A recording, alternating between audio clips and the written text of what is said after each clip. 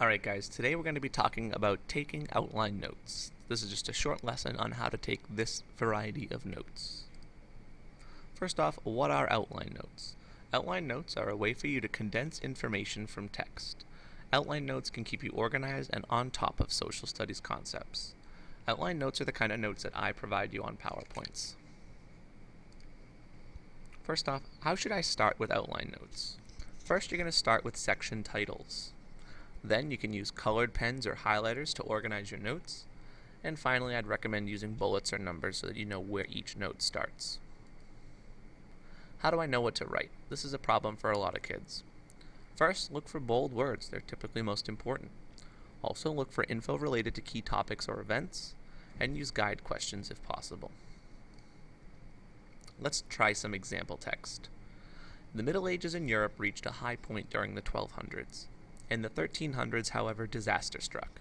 A terrible plague known as the Black Death swept across Europe and Asia. A plague is a disease that spreads quickly and kills many people.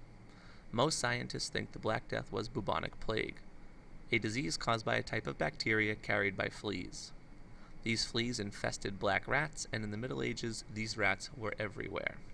Let's look at some of the notes that I got out of that. Notes that I found.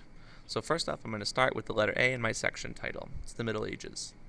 Next, my first note, my first key point that I saw there was that Europe was at its height in the 1200s. Next note I saw after that, in the 1300s, plague, called the Black Death, arrives. The third note, a plague, I'm going to define what that is. The plague is a quick and deadly disease. Fourth note, I'm going to use that scientist information. Black Death was actually a bubonic plague. And finally, I'm going to finish it off by defining what bubonic plague is. Bubonic plague is carried by fleas on rats.